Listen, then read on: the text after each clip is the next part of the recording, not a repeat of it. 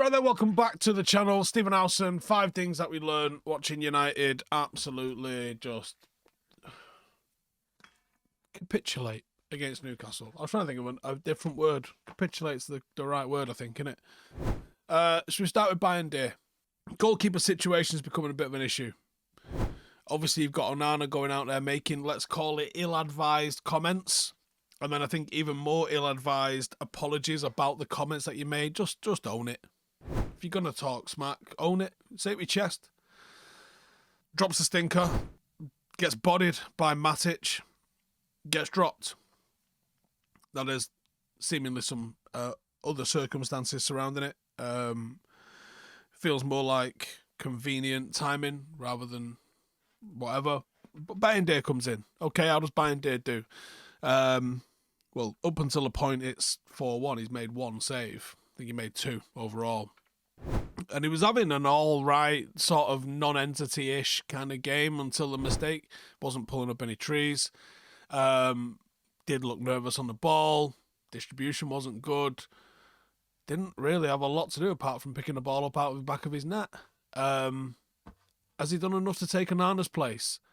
No. Like, I always think it's a real mad, and it shouldn't be. It makes no sense why you can't, if you can drop a striker, they're confidence players. If you can drop a striker when they're not performing, you can drop a goalkeeper, right? That's not the rules. It should be the rules. It's not the rules. I don't know who makes the rules, but that's not one of those things. I just feel like dropping a goalkeeper feels like a bit more of a serious sort of thing and a bit more problematic when you do. So, I don't know the answer. It ain't Bayindir, though. I know that. Number 2, build-up struggles. We really couldn't play out. The central centre-back joining into midfield didn't work. The ball-playing profiles for Lindelof, Ugarte to get on the ball, get on the turn, when those two were in the pivot was excruciating. I can't believe Amorim thought that might work. Then a Euro can play, Mazraoui can play. Would it be better to rotate one of those in? Does he need to adapt the shape a little bit? I think you're hamstrung a little bit by the fact that Newcastle probably know you can't go long because we can't go long.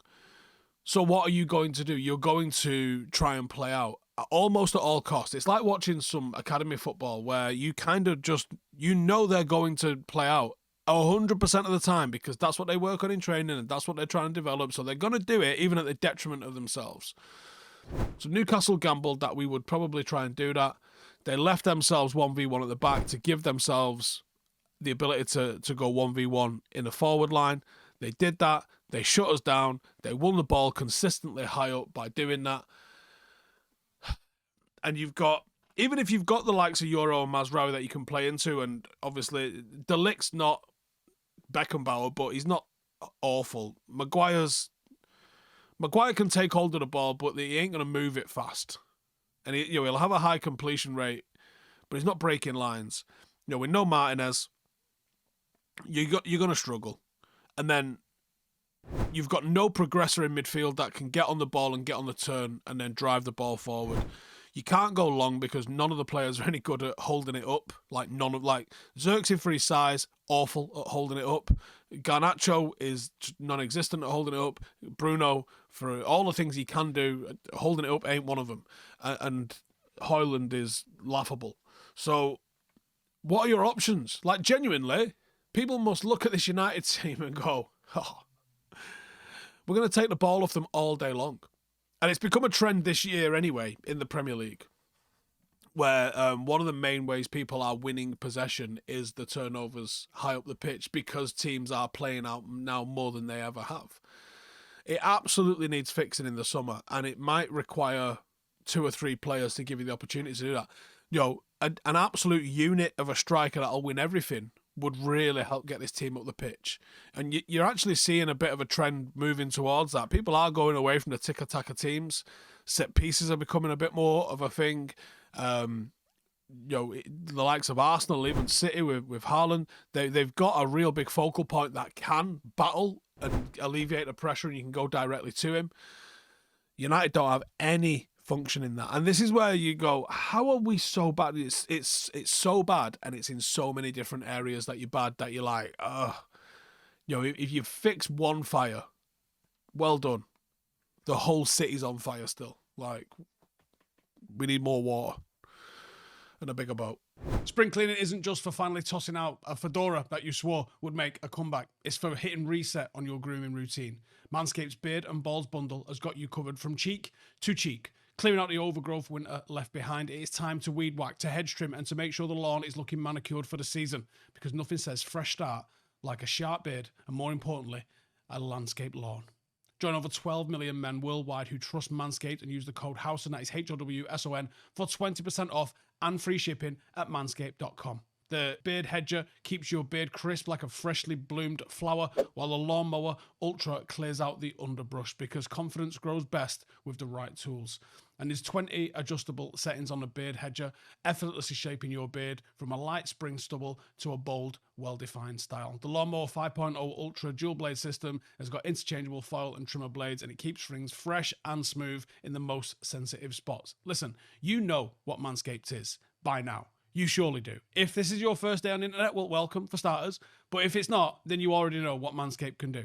Do not cut corners on your grooming routine. Upgrade to the Beard and Balls bundle from Manscaped. Visit manscaped.com. Use the code Howson, that's HOWSON. Get 20% off and free shipping. And if you need it today, you can even find Manscaped at a store near you. Stay fresh this season for everyone's sake and level up your grooming game today. Harry Hamas. I thought he'd give quite mature performance. I forget how young he is. Like, when the stat came up and said he's the fourth youngest United starter in the Premier League era, I was like, wow. Because I've been thinking he should have been given an opportunity for a long time. Maybe not. Maybe just getting a little bit ahead of myself with it there. But I thought he did all right. And, I mentioned yesterday that he didn't look out of place. Not the compliment it maybe once was, that he doesn't look out of place. But he certainly weren't the weak link. And that's all you want for an academy player coming in. Just don't be the weak link. Don't really make any mistakes. Don't give anyone a reason to not play you next week. What has he done? He's come on and he's proved himself to be reliable, and he's probably earned a little bit of trust from the manager, and that's all you have to do as a young player. So congratulations to Harry Hamas, becoming the next one off the conveyor belt to make a senior start for Manchester United. It's a long tradition and a long history, and it is nice to see the gaffer trusting the youth a little bit more. I think with the forward situation being what it is, obviously he can't play in Europe, but Chido Obi's probably going to have to play significant amount of minutes before the end of the season. Will we see others? Are we maybe going to see the likes of Jack Fletcher or somebody else? Maybe Sekou Kone? There's got to be some more that are given opportunities just so we can see a little bit more about them, or is it going to be all about what happens come pre-season, etc. Joshua Zirkzee. It looks like a season-ending hamstring injury. He's definitely going to be out of Lyon regardless of whatever the situation's going to be. But it's really unfortunate because I thought he'd started to string together a couple of real nice performances. And literally, as he's on that drive with the ball where he got injured, I'm literally thinking to myself, like, do you know what? If he could score goals, he'd be real good, because I like his dribbling, I like his awareness, he's got good vision. I don't know if he's played too many games or he's been asked to do too much, or it's just one of those things that happens. But there is nobody else to rely on. Like, you can't rotate people because there's no one to rotate through. It's a nightmare situation. We haven't got the personnel anyway, and to lose one that actually was playing well is a nightmare. And finally, it really is all or nothing now on Thursday. Getting knocked out really is a cherry on top of an absolutely shit season. We got 23 points in 21 league games under Amorim. It is now officially going to be our worst Premier League finish. I was pretty confident, after Thursday last week. I thought we put in a really good shift. I thought getting the draw, even though it was disappointing in the circumstances, getting the draw was still a good result. Bring them back to Old Trafford where you can play and you can beat them. I thought that was doable. Without Zirkzee, who has started to he's not delivered in terms of goals and assists, but it started to round into a little bit of form where you go, do you know what? well done. Without him, I just don't have the confidence this United team's capable of scoring goals. You're asking Bruno Fernandes to do what Bruno Fernandes does do, granted, and try and drag us over the line. And then you've got a semi-final, and you hope that, a little bit of luck. We are better suited to playing in Europe for whatever reason. Get over the line, then you're 90 minutes away in a final. And how have you ended up in a final with how bad we've been this season? Who cares? Take it, try and move on, try and get the thing won, end up with a trophy and Champions League qualification in a season that's, by everyone's standards, the worst one it's ever been at United. That'd be a great way to finish this season. Do I think it'll happen? Really don't know. Biggest game of the season on Thursday. Let me know in the comments. How are we going to get it done? I'll see you in the next one. Laters. Hey, thank you for watching the video. If you are new around these parts, then don't forget to subscribe. My channel is proudly supported by my community on Patreon. If you'd like to get a little bit of extra content, a Discord group, meetups, five-a-side games, weekly podcasts, behind the scenes, and even an occasional bit of transfer news as and when I get it, then for the price of a pint, you can show your appreciation for the content that we make and get some goodies for doing so as well. Check the link in the description or click the button right here. You'll also find all of my socials here too if you want to follow me on any of those platforms. Nice one.